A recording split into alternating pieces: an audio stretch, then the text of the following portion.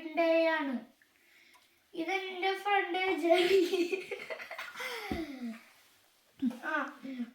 ഇതിപ്പോ ഞങ്ങള് പോവാൻ പോണേന്ന്. കമോൺ.